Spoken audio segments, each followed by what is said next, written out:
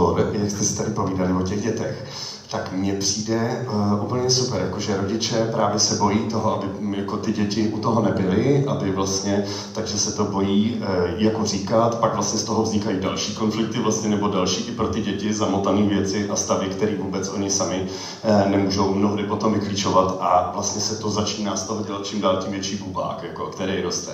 Ale já mám pocit, že i tohle představení takhle někdy jako berou dospělí, že vlastně ho spousta lidí vidí a někteří dospělí vlastně ho vlastně velmi odsuzují, nebo právě naopak nad tím pozor, tohle by se prostě dětem vůbec nemělo ukazovat. Tohle prostě by děti vůbec nesměly vidět, to by neměly vidět. A pak to vidějí děti, jenom čistě děti a ty jdou fakt s příběhem, s detektivkou, vlastně je to zajímá, tady se, aha, tak ono je to takhle, jasně, jo, tak to byla celou dobu ona, super. A vlastně jdou úplně po jiných věcech s tím, ale že vlastně taky je zajímá trochu, že máma si tam něco píše na mobilu, nebo co tam dostala za textovku a jsou to vlastně pro ně věci, kterým oni ale vlastně strašně dobře rozumí, nebo některý strašně dobře chápou, i ty děti. My máme pocit, že nic neví a ten kluk to celou dobu to ví, nebo to cítí prostě. Aspoň takovýhle pocit z toho máme. No. To je jenom k tomu. Tu možno neboli až také otvorené reakcie na tomto predstavení, ale keď som sa pozerala na ten záznam, tak som si hovorila, pretože práve v tej situácii, keď sa Hamletek rozhoduje o tom, že či má odísť vlastne do toho Radotína s tou mamou, alebo má zostať, tak vlastne na tom zázname, ja to prezradím, čo je na zázname. Ja tam počujem decka vykrikovať, zabij ho, zober si ten meč, zapichni Kamila. Najprv zapichni Kamila a potom zabij seba. Áno, toto tam je zväčšnené na tom zázname. A to som si hovorila, že vlastne, že čo to s tými deťmi robí. Jednak, že keď vidia tú inscenáciu a jednak to, čo oni vlastne prežívajú alebo spracovávajú, možno práve v tom okamihu, keď tá inscenácia ide. A to je pre mňa tiež taký zaujímavý motív vlastne rozhovoru s divákom, pretože my ako divadelníci vlastne nikdy nevieme, kto nám príde do sály. A my nevieme, čo práve ten človek vlastne prežíva v tom momente. A otvárame nejakú tému, ktorá môže byť na jednej strane už spracovaná, trebárs, a je to fajn, a na druhej strane môže byť veľmi horúca. Boris, čo by si nám možno ty k tomu povedal? Áno, vždycky to divadlo nesie nejaký metapríbeh, nejako to tam je. A že ten divák sa vždycky v nejakom zmysle buď stotožní s tou rolou a príjme dokonca aj ten príbeh, to sa bežne stáva, ja to hovorím pri tom motive, keď sa medializujú samovraždy, že to je nejaká narácia, s ktorou sa ten človek ako stotožňuje. A takisto aj ten ako príbeh toho rozvodu je, že to dieťa sa tam niekde hľadá, že s niečím sa stotožní a s niečím sa nestotožní a pre niekoho to môže byť návodné a pre niekoho to nie je návodné, alebo to nekorešponduje, lebo rodičia sú viac oduševnení a niektorí sú menej oduševnení. Ale že je podľa mňa dobrá otázka, že v akom momente vôbec znovu otvárať tú tému, že čo sa vlastne stalo. Ja si myslím, že pokiaľ je aj rozvod dobre komunikovaný tým deťom, že je v kontakte s tým, ako tá realita doma beží, tak ono si prirodzene začína vytvárať nejaké mechanizmy, ako to bude zvládať. Keď sa to nedieje, keď ako hráme to divadlo, že sa nič nedieje, tak to dieťa nerozumie, čo sa deje, ale nedokáže sa na to pripraviť. My ho oberáme o ten čas tej prípravy na to, aký bude ten rezultát toho celého, čo sa deje za tými dverami. A ono je to, že za mňa je dobré, keď to predstavenie, podľa mňa ho môže byť hocikto, v hociakej fáze toho rozvodu alebo rozchodu partnerov, ak sa robí potom s tým obsahom, keď odídeme z toho divadla, keď sa s tými deťmi o tom rozprávame, keď im to dovysvetlíme, keď im možno tú metanaráciu osobníme s tým našim príbehom a s tým, ako ten príbeh je, ako bol tu a ako si ho môžeme my spraviť, lebo to nie je ako nejaká fatálna vec, to predstavenie, že my stále ten príbeh môžeme modulovať, ten náš príbeh môžeme podľa toho divadla modulovať a môžeme si zobrať to, čo tam bolo dobré a to, čo tam nebolo dobré, môže nám to zazrkadliť to, kde nám to ako vrže a kde s tým potrebujeme robiť. Ja neviem, či som teda odpovedal na tvoju otázku. Ja by som možno narazila na tú metanaráciu a práve obrátila smerom zase k hercom. Čo znamenal ten proces pre vás? Prichádzalo aj u vás práve preto, že ste prežili obidvaja tieto udalosti a nachádzali ste sa tiež v nejakej istej fáze práce v tej rodine alebo komunikácii s deťmi a viem, že počas procesu ste mali tiež psychologa alebo psychologičku prizvanú, kde ste mohli komunikovať tieto témy. Čo to pre vás znamenalo? Prinieslo to vám nejaké poznanie alebo nejaké možno nové otázky?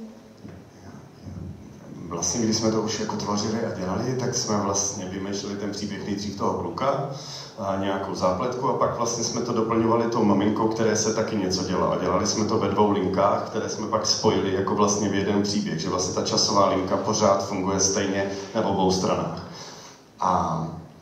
A vlastně tak, jak jsme šli a dělali a tvořili jsme to, tvořili, tak vlastně mě pak napadlo vlastně v jednu chvíli, že jsem přišel domů, měl jsem tam těch 5 dětí a normálně jsem se jich na to začal ptát, prostě jak to cítějí, jak to mají vlastně, jestli jsou teď vlastně, co by třeba vzkázali dětem, který to ještě nežijou a třeba to budou žít, jako tady tyhle věci, tak co, a takhle jsem vzal mobil a nahrál jsem s nima rozhovor, přinesl jsem to vlastně na tu zkoušku, potom do divadla a Janek si to pustil, říkal, dobrá práce. A je to vlastně na konci, když slyšíte ty děti, tak část je vlastně tady tohle, to nahrání vlastně tady těch dětí, který povídají něco a bylo to vlastně, tohle třeba, tady ta zpětná vazba byla skvělá. No. A taky ještě navazuju zase na Borise, že to je strašně důležitý s těma dětma o tom mluvit a pořád mluvit a vlastně každé časové jako období pořád s nima probírat. A z mých vlastních zkušeností, když je to dobrý, tak prostě ty děti se odrazí vlastně a najednou se můžou odrazit jako ze svých můstků a můžou zase skočit dál a žít jako velmi dobře. Prostě i v těch vztazích, které nejsou přímo pro ně ty mateřské, nebo že to je máma, táta, ale je to vlastně, je tam navíc jiný partner. Je to podobně jako Ondra a že v průběhu toho vlastně mi docházelo, že asi zřejmě už to je za mnou, protože už jsem o tom jako dokázala mluvit a dokázali jsme to zpracovávat jako v divadle, že jsou tam dost věcí, je tam jako z našich životů prostě.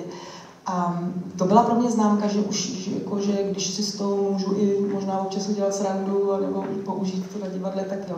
Ale bylo zajímavé, že když jsem taky se ptala té svý dcery Emilky, tak to bylo velmi zajímavé, protože jsem pochopila, že u ní to je ještě jinak, že ona ten čas na to zpracování potřebuje, protože já jsem vždycky říkala, jo, my to máme už za sebou, už je to dobrý, a ona tam promluvila jako první a říká, no pro mě to bylo hrozně těžký a vlastně, když jsem pak se s ní o tom bavila, tak říká, mami, pro mě to ale ještě těžký je, tak tam jsem poznala, že vlastně ten čas potřebuje každý jinak, že jako jí to jelo ještě jako jinak, no, tak to bylo pro mě zajímavé vlastně a bez toho představení možná bych se s ní o tom nebavila, i když jako měla psychologickou podporu a tak. A jaký je to teď, Ivano, s dcerou? Teď je to bezvadný. Jo, no krásný, jo, je to dobrý, no. Už je 14, takže dobrý. Jo, Keď sa bavíme teda o čase, tak Boris, existuje niečo také ako vhodný čas, kedy komunikovať s dieťaťom? To je hrozne ťažká otázka. A ešte keď hovoríme aj napríklad, že určite sú nejaké špecifika, keď je dieťa trojročné, tu nás sme videli vlastne proces, hej, v inscenácii, že to bol proces od škôlky až do 7 rokov dieťaťa, čiže tá domácnosť sa vlastne tak zhusťovala takými negatívnymi vecami, tichom, hlavne tichom a potom dráčikmi. Ale ako to je vlastne máme nejaké špecifika pre tie vekové kategórie? Ako sa rozprávať, ako to komunikovať? Čo, dajme tomu, hrozí v nejakej tej špeciálnej skupine detí? Ten trend je taký, že čím mladšie dieťa, tým viac vníma tú náladu, to paraverbálne, to, aké sú doma emócie, menej toho obsahu. A čím je staršie, tak tým viacej rozumie tým slovám a rozumie tomu výkladu, že čo sa tam viac deje. A tie emócie sú tam, ale už sú tak 50-50. Pri tých mladších deťoch je to hlavne o tom bezpečí. Pretože pre mňa mama a otec sú bezpečie a keď tam nie sú, tak to je nebezpečie. Ne? Že takto úplne jednoducho. Správny čas, to je čertovská otázka, pretože to záleží, jakom rozklade je ten vzťah. No, niekedy je nevyhnutné sa v ten deň zobrať a odísť a niekedy má zmysel, pokiaľ to nenarúša to naše partnerstvo a tú výchovu, tak niekedy má zmysel ako zotrvať a dať tomu šancu. A to, čo ja ako... My sme to uchopili v tom bode toho rozchodu a pre mňa je to kontinuum tak ako veľmi dôležité o ňom hovoriť, že to sa nedeje, že a už stojíme pred rozchodom, hej? Že to je nejaký čas, kedy ten vzťah sa začína rozkladať, sú tam nejaké ako prvky, neznamená, že to je hneď ako sa vyjadriť ľudsky, že to je hneď ako smrteľné pre ten vzťah, čo sa tam deje. A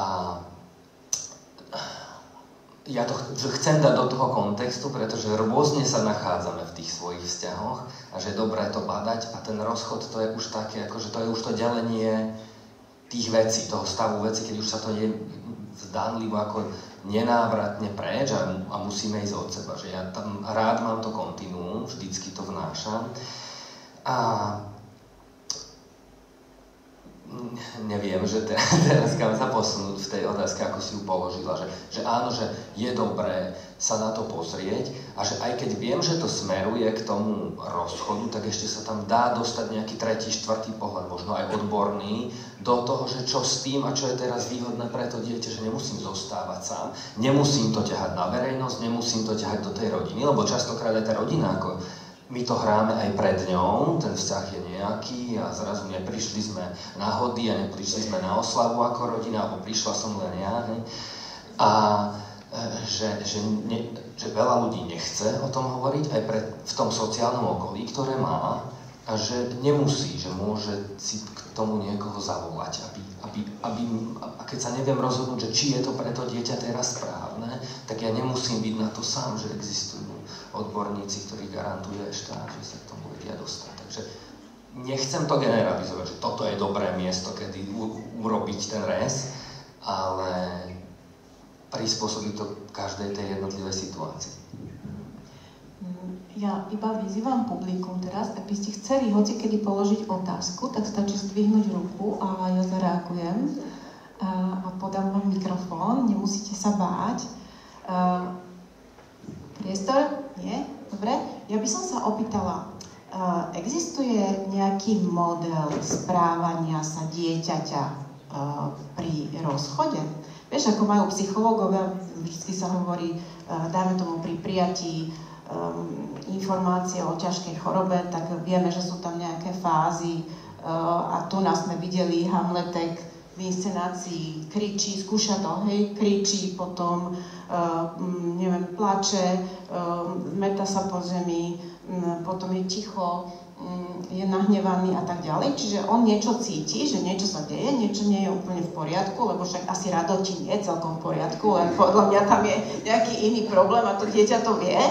To znamená, že existuje proste, vieme to nejakým spôsobom akoby odčítať. Ten model, ktorý spomínaš, je od profesorky Kubler-Rossovej a je to model nie akože zrovnávanie sa s nejakou chorobou, ten model je širší, je to zrovnávanie sa so stratou. A stratou nie len fyzickou, ale aj to psychologickou a že rozvod taká strata je a že presne kopíruje ten model od popretia toho, čo sa deje, že ja to nechcem vidieť, ako to mali tí rodičia, že najskôr si to nechceli priznať, po taký vzdor, agresivitu, frustráciu, opieranie a potom niekedy v závislosti, jak dobre handlujem v tom vzťahu a jak dobre sa starám o to, čo sa tam deje a jak mám kontrolu nad tým, čo sa deje, tak potom ten posledný takéto zmierenie sa.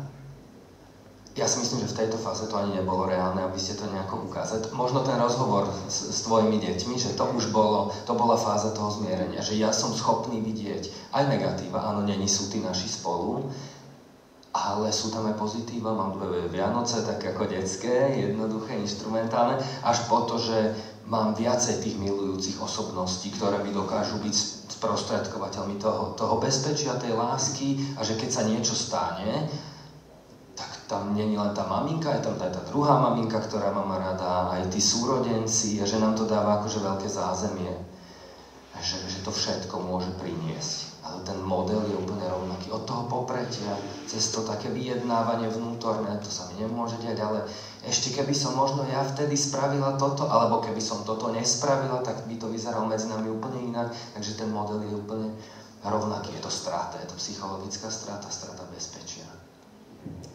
Ako máme možnosť chrániť deti? Lebo ja si myslím, tak dedukujem, že je to asi tak, že dieťa prežíva jednak nejaké emócie, ktoré, dajme tomu, môže aj prejaviť v rodine, alebo je to taký ten priamy kontakt vlastne s tými rodičmi a spracovávanie emócií. A druhý taký problém, podľa mňa, ktorý dieťa rieši, je to, ako ten stav, ktorý tá rodina má, musí konfrontovať so svojím okolím. Čiže musí sa rozprávať so svojimi rovesníkmi. Pravdepodobne už to nie je také stigmatizované, tak ako som hovorila na začiatku, že generačne sa to trošku zmenilo, ale napriek tomu, možno by som dala priestor aj pre vás, že by ste nám povedali skúsenosti s vašimi deťmi, ako to riešili, alebo či ste pozorovali nejaké komunikačné šumy s rovesníkmi, alebo naopak mali rovesníkov, ktorí to s nimi vedeli rozobrať a mali sa o koho oprieť. No, je to tak, no, že teď už mě vlastně i paní učitelka mojí dcery, já jsem jako tam do školy napsala mail, aby věděli, co se děje, a ta paní učitelka sama mi vlastně napsala, no tak to může s mojí Sofinkou, paní učitelka je taky po rozboru, tak když budou holky chtít, tak je můžeme jako seznámit, aby si to...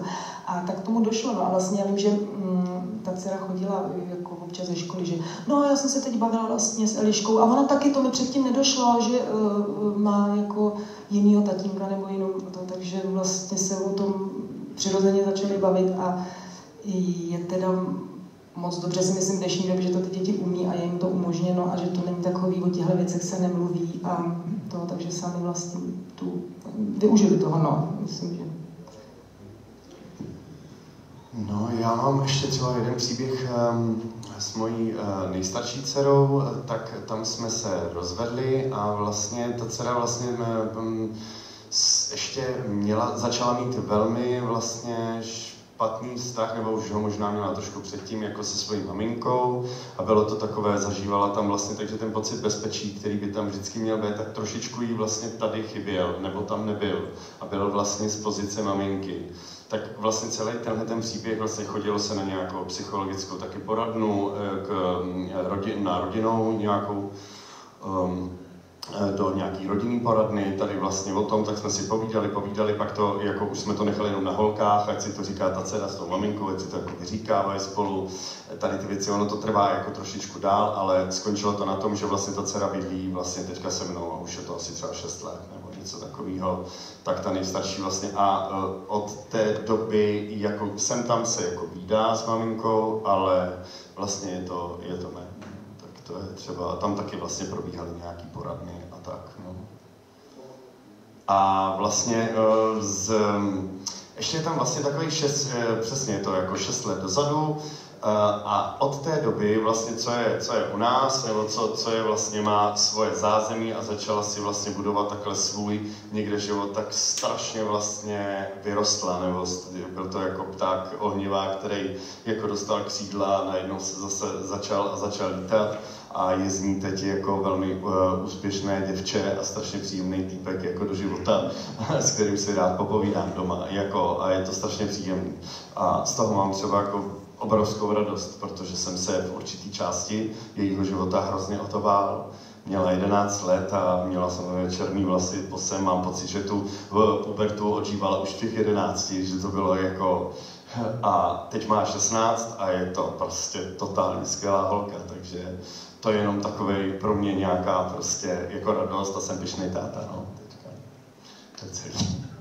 Já myslím, že přesně si u nás to bylo taky tak, že to už je ten věk, kdy ty děti to potřebují vysvětlit a brát je vlastně do debaty a byly to pro nás vlastně, když nastal tahle velká změna, tak jsme na to byli 3 vlastně, takže my jsme se taky ptali, ta dítě má potřeby, takže jsme říkali, hele, navrhujeme, že bychom to udělali takhle a ona říká, já bych to chtěla takhle, takže my jsme vlastně, aby se právě cítila dobře, takže opravdu jsme i taky poslouchali, co by ona chtěla, jak by si představovala teď jako tuhle změnu, když nebudeme žít společně, jak to provedeme a vy jste vlastně taky slyšeli, což si myslím, že je jasně důležitý, když je to dítě ve věku, kdy už může si říct, tak ho vyslyšet, protože než mu jako oznámí, bude to takhle a takhle a on potom v tom nechce být, vlastně tak je to pro ně mnohdy hodně, mnohem těžší než ten samotný rozvod rodičů, že se ocitává prostě v situacích, ve kterých být nechce.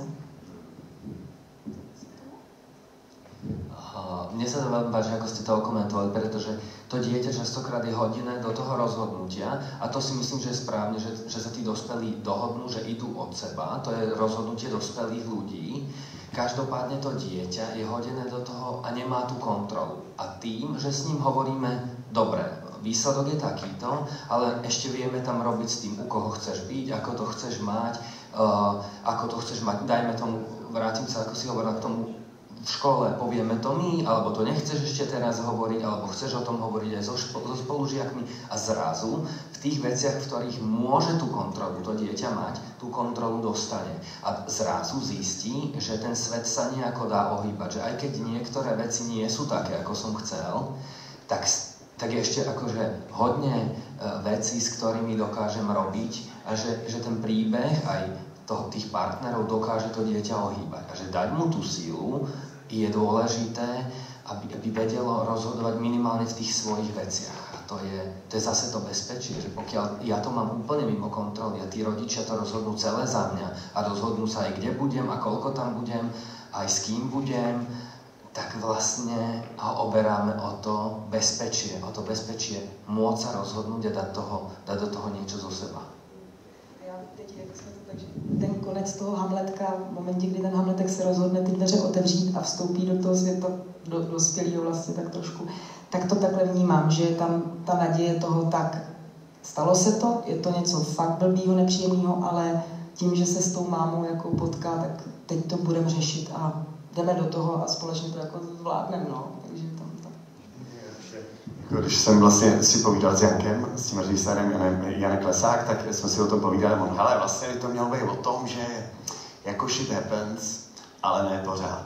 A jakože se prostě problémy se dějí, ale ne pořád. I těm dětem právě, hlavně. Je to vlastně takové jednoduché poselství. No. A ja by som možno, že ešte chcela povedať, že síce rozprávame sa o takéto veľmi vážnej téme, ktorá určite je vždy nejakým spôsobom traumatizujúca, ale existujú asi aj šťastné rozchody. Čo povieš, Boris? My sme sa o tom s Borisom trošku bavili. Ja celkovo vnímam, že keď sa povie slovo rozchod alebo rozvod, tak je tam stále taký ako negatívny konotát toho, že čo to vlastne, že to je tak ako vlastne celé blbé. A ono to tak nemusí byť, že keď sme sa aj spätne, že s tým ako to zažívala Iveta, že mnoho rodín žilo patologické vzťahy, kde trpela matka, kde trpeli deti, kde trpel otec, hej, a kde to vlastne vôbec nebolo dobré. A to, že tá rozvodovosť nebola, neznamenala, že tie rodiny boli ako harmonické. Ja to počúvam u nás na poradni každý deň, že vlastne aj s ľuďmi 40, 50, 60 plus, že no tak to boli vlastne takí ako chladní ľudia a tá matka nekomunikovala a otec prišiel taký a mama prišla taká, ale nebol rozvod, akože nie som z rozvedenej rodiny, ale celý život som na to trpela. A že toto je vlastne to, čo ako keby tie rozvody prinášajú, že kríza je vždycky ako príležitosť k niečomu novému a k nejakej ako pozitívnej zmene a že ten negatívny konotát tam nemusí byť. A nechcem to hovoriť, lebo máme tu ako veľmi pozitívne hovoríme o tých rozvodoch, že tam má človek právo na to sa hnevať, aj byť smutný a rozčúlený a má to trvať nejaké obdobie, že ten stav tej straty, toho smútenia je zdravý len keď sú tam prítomné aj tie negatívne emócie. Ak sú tam není, tak ja vždycky ako psychológ spozorniem, že oni sa vlastne rozvedli a ja idem ďalej a nič sa vlastne nedieje, tak to mi príde, že niečo podstatné prehliadam alebo chcem prehliadať a že tie negatívne emócie a to, že sa mi ťažko stáva do práce a že nemám chuť sa dneska hrať s tými deťmi a že všeličo, to tam patrí, to tam má svoje miesto, to nemôžeme ako keby prehliadať, ale byť konštruktívny v tom procese, tak to je naša zodpovednosť ako dospelých, aby sme tie deti previedli zodpovedne tým procesom toho rozvodu, že to je naša úloha. To nemáme nechávať na tie deti. A že toto všetko to keby patrí.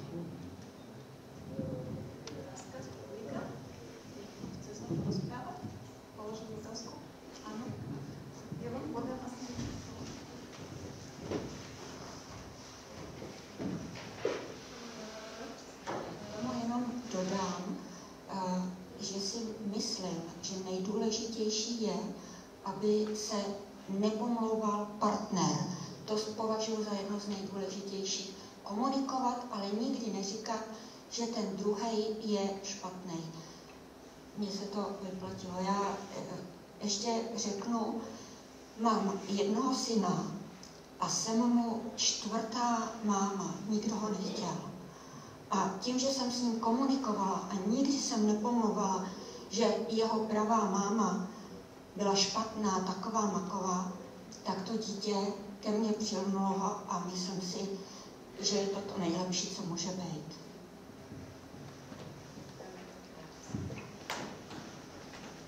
Ja si myslím, že to dieťa by nemalo byť nevyhnutne zaťahované ani do tých, ako keby to, čo sa medzi nami dvoma ako partnermi deje, že to nie je podstatné. Akože momentálne to už máme s maminkou tak, že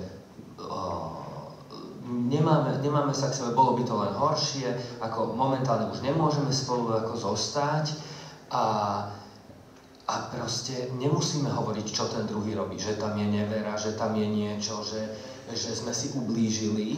To nemusí tam nevyhnutne byť, na to sa dopýta, keď bude mať 17, 18, 19 alebo 15 alebo keď bude samé chcieť, ale nemusíme mu hovoriť o tom partnerovi nič, stačí hovoriť, aký je momentálne status toho nášho vzťahu, čo to pre neho znamená. Nepohodli sme sa, nezhodujeme sa s maminkou, s tatínkom v tých podstatných veciach, bude lepšie, ak sa rozídeme, ja viem, že sa ti to nepáči a máš právo to prežívať, ale takto sa máme. Keby čokoľvek si potreboval, chceš o tom hovoriť, ja si o tom hovoriť budem. A nemusím ohovárať toho partnera, pretože jak som to aj minulé na diskusii hovoril, že tie deti vždycky toho rodiča, nech je akýkoľvek, vnímajú ako Boha, že sú do neho tak ako zalúbení. Aj keď bude tá mama taká alebo taká, stále to emočné pripútanie nemožno proste tomu dieťaťu odoprieť. A ešte mi prípada, ako povedať, veľmi dôležitá vec, že to dieťa je častokrát stávané, že ak som s otcom škodí matke a nemusí to tak vôbec byť ako komunikované zo strany tých rodičov. To vôbec nemusí tak byť a že častokrát tie deti si to tak interpretujú a je dobré si to ošetriť dopredu. Ja som rada, že si s tatínkom a ty máš právo na to, ako tráviť s tatínkom kvalitný čas a byť s ním a ty máš právo s maminkou mať kvalitný čas a ja sa za to nehnevám, ja som rád, že si s ním. Lebo on tvojim otcom zostáva, aj keď nie je už mojim manželom. Hej? Že my máme tú zodpovednosť to pomenovať pre to dieťa. To napokon vlastne bolo aj v Hamletkovi, že vlastne to najväčšie, alebo jedno z tých najväčších trápení toho dieťaťa bolo ísť teraz do tej postele za mamou alebo za tatom, že vlastne ste aj tento proces alebo to uvažovanie toho dieťaťa zachytili úplne presne. Otázka? Nie? Tak ja by som možno, že položila takú záverečnú otázku a chcela by som sa spýtať na to, že aké mechanizmy máme, alebo existujú nejaké inštitúcie, služby, združenia, ja neviem, ktoré nás dokážu sprevádzať práve pri takýchto ťažkých situáciách, dokážu nám pomôcť? Zase mám pocit, že málo sa o tom hovorí, ale napríklad Úrad práce, sociálnych vecí a rodiny poskytuje nielen rozvodové poradenstvo, ale aj partnerské poradenstvo, ktoré je zadarmo, na ktoré má každý občan, nemusí byť nevyhnutne ani v manželskom zväzku, stačí, že je to partnerstvo, kde je aj dieťa, kde proste je to jedna domácnosť, tak má na to nárok požiadať o psychologa, ktorý sa venuje práve tej oblasti rozvodov, rozchodov, partnerských problémov. Častokrát sa mi stáva, a tiež to mám tak akože nutné povedať, že nie vždy ten druhý partner chce ísť do partnerskej poradne, to nie je červená na to neísť do partnerskej poradne. Že do partnerskej poradne viem ísť aj sám a sám modlúbať to, čo sa mi deje za seba, aby som nakoniec, na konci dňa alebo na konci toho procesu rozvodu mohol byť spokojný s tým, že ja som si to zodpovedne uchopil a robil som v tom ako zodpovedne maximálne, ako sa dalo. To znamená, že UPSVAR má partnerskú poradňu, kde sa dá nahlásiť a samozrejme existujú aj súkromné ambulancie, ktoré sa venujú, alebo súkromné poradne, ktoré sa venujú čisto partnerským problémom alebo rozchodom sú už špecializované len rozvodové, že niekto sa už špecializuje len na ten rozvod, niekto aj na ten proces. Samozrejme, kto pracuje v tej oblasti, vždycky dáva na zreteľ to dieťa. A ešte mi napadá taká vec, ktorá súvisí s tým, že nekomunikujeme častokrát s tými deťmi, že ako náhle tam príde ten opatrovník v tom rozvodovom konaní, tak on hájí práva toho dieťaťa a prvý z tých práv je právo na informácie, že on nakoniec aj tak sa to dieťa dozvie a má právo poznať ten stav veci, aký tam je a že on maximálne potom hájí ako keby práva toho dieťaťa, alebo neviem, nakoľko to funguje, ale teda malo by to tak principiálne byť. Takže tie možnosti tu vždy sú a vždy sa čudujem, že ako málo sa o tom vie. Že na UPSVAR sa chodí ako hľadať si prácu alebo nejaké problémy s prácou, ale že tá inštitúcia zastupuje aj ten inštitút rodiny a partnerstva. A veľakrát sa tým politici ako oháňajú, že ak im záleží na rodine, tak toto je jedna z takých podľa mňa, že veľmi praktických vecí, kde to naozaj sa dá využiť. Tak, ak už nie je otázka publiku, chcete sa spýtať? Tak ja by som dnešnú diskusiu ukončila. Veľmi pekne vám ďakujem nielen za túto diskusiu, ale aj za skvelú inscenáciu, ktorú ste doniesli ku nám. Sme veľmi radi, že sme mohli s ňou zoznámiť naše publikum. Ďakujem vám veľmi pekne. Ďakujem aj my. Na budúce Chill & Talk o mesiac možno. Děkujeme za pozvání. Mějte se krásně, hezký odpoledne. Díky.